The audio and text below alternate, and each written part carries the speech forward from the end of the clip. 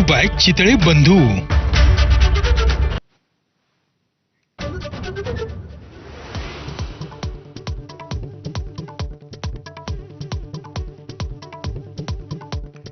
अमेरिकेचाही इराणच्या 3 आण्विक तळांवर हल्ला. राष्ट्राध्यक्ष डोनाल्ड ट्रम्प यांनी स्वतः माहिती दिली. आता शांततेची वेळ, इराणनं युद्ध थांबवावं, ट्रम्प यांचं आवाहन.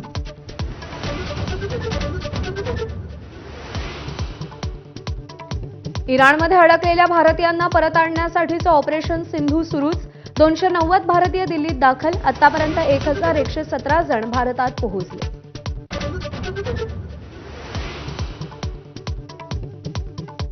बहुचर्चित माळेगाव सहकारी साखर कारखान्याची आज निवडणूक. दोन्ही राष्ट्रवादी आणि भाजपच्या स्वतंत्र पॅनलमुळे काटेकी टक्कर. पुन्हा पवार विरुद्ध पवार अशी लढत.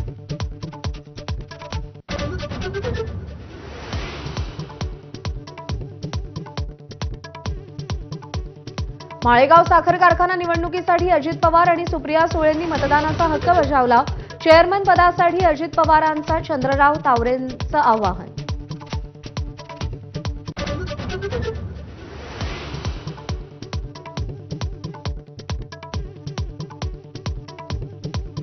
उद्धव ठाकरेंचं निवासस्थान असलेल्या मातोश्रीबाहेर नितेश राणेंच्या शुभेच्छांचे बॅनर्स लागले. हिंदू गब्बर बस्ताद असा बॅनरवर उल्लेख. शिवसेना वर्धापन दिनी ठाकरेंनी राणेंवर टीका केली होती. हिंदी सक्तीच्या मुद्द्यावर मनसे आता थेट रस्त्यावर उतरणार. उद्यापासून मनसेकडून स्वाक्षरी मोहीम. शाळेबाहेर पालकांशीही संवाद साधणार.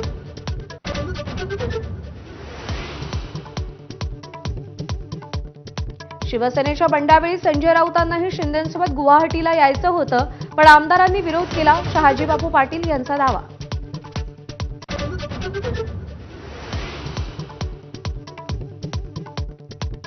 सुनील तटकरेंच्या सर्व अघोरी विद्या बाहेर काढणार. रायगडच्या पालकमंत्री पदावरून आमदार दळवींचा निशाणा.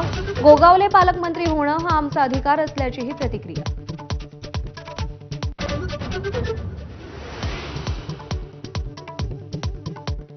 प्लास्टर ऑफ पॅरिसच्या गणेश मूर्तींचं विसर्जन ओहोटीलाच होणार. समुद्रात प्रवेशावेळी अंतराची मर्यादा असेल.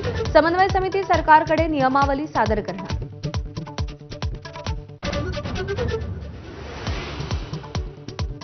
कारगिल विजयाच्या 26 वर्षांच्या स्मरणार्थ अर्ध मॅरेथॉनला सुरुवात. उपमुख्यमंत्री एकनाथ शिंदे आणि लष्करी अधिकाऱ्यांनी हिरवा झेंडा दाखवला. लष्कर, सरहद फाउंडेशन आणि अरहम फाउंडेशनकडून आयोजन.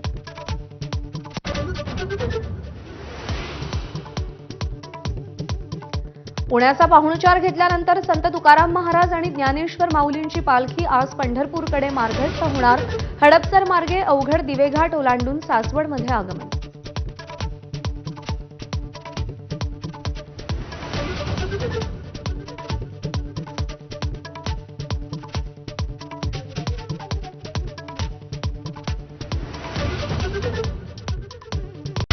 Headlines brought to you by Chitale बंधू.